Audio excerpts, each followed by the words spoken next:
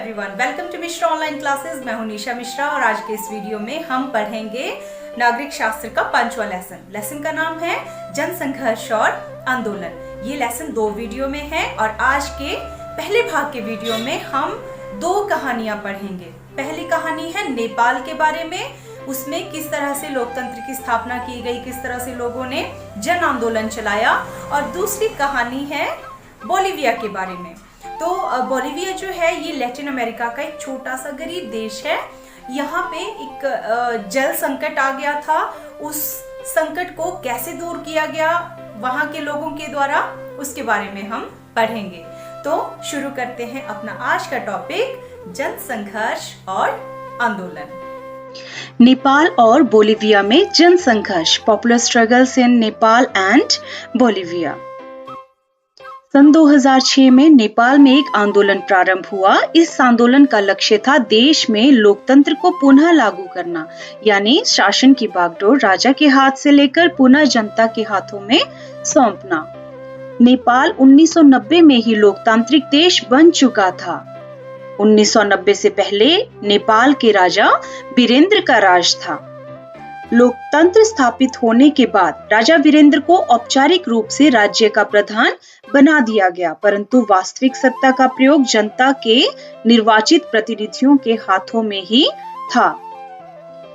आत्यंतिक राजतंत्र से संवैधानिक राजतंत्र के संक्रमण को राजा वीरेंद्र ने स्वीकार कर लिया था, अर्थात राजा वीरेंद्र ने इस बात को स्वीकार कर लिया था कि राजशाही का अंत करके अब नेपाल में एक लोकतांत्रिक सरकार बननी चाहिए। इस बात को उन्होंने भली भांति स्वीकार कर लिया था। लेकिन एक शाही खानदान के एक रहस्यमय कत्लेआम में राजा वीरेंद्र की हत्या हो गई। इसके बाद ज्ञानेंद्र नेपाल के राजा बने। नेपाल के नए राजा ज्ञानेंद्र जो थे वो लोकतांत्रिक शासन को स्वीकार करने के लिए बिल्कुल भी तैयार नहीं थे और लोकतांत्रिक रूप से निर्वाचित सरकार की अलोकप्रियता और कमजोरी का उन्होंने फायदा उठाया और सारी राजनीतिक शक्तियां जो थी वो अपने हाथों में कर ली। उन्होंने लोकतांत्रिक व्यवस्था को भी खत्म कर दिया।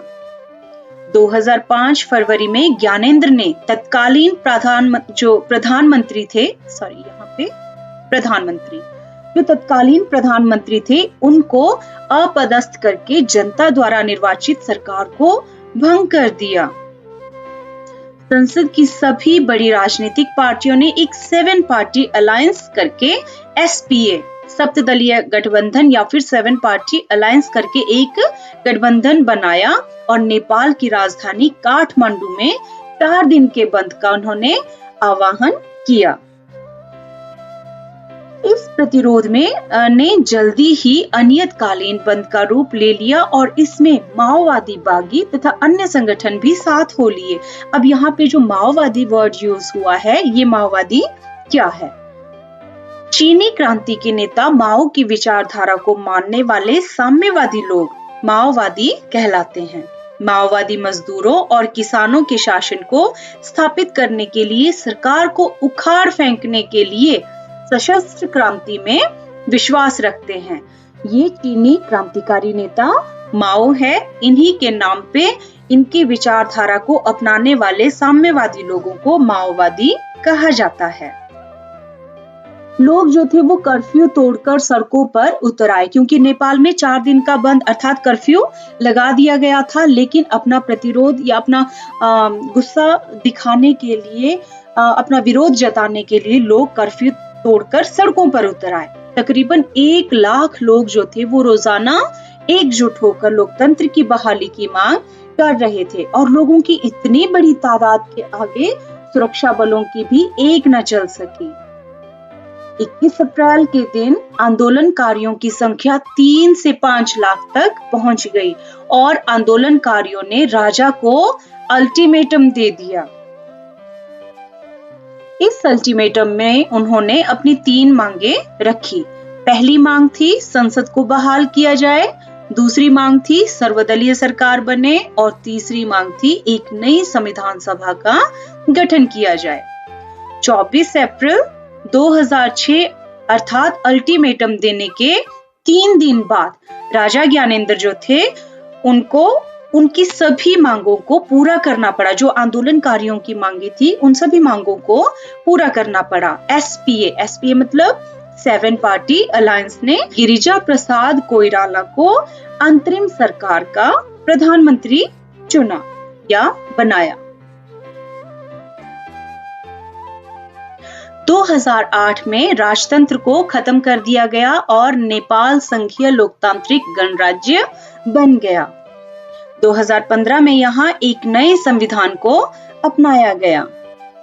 नेपाल के लोगों का यह संघर्ष पूरे विश्व के लोकतांत्रिक प्रेमियों के लिए एक प्रेरणा का स्रोत है। तो इस प्रकार आपने इस कहानी अथवा इस प्रसंग से जाना कि किस प्रकार नेपाल में लोकतंत्र की स्थापना करने के लिए वहां के लोगों ने संघर्ष का रास्ता अपनाया, किस तरह से उन्होंने आंदोलन किए और वहां पर लोकतंत्र की स्थापना की गई। अब हम पढ़ेंगे बोलिविया के जल युद्ध के बारे में, Bolivia's water war. Bolivia Latin America का एक गरीब देश है और यहाँ की सरकार एक लोकतांत्रिक सरकार है। लैटिन अमेरिका के इस पोर्शन में बिल्कुल ब्राजील के साथ लगती कंट्री है बोलिविया और काफी गरीब देश ये है।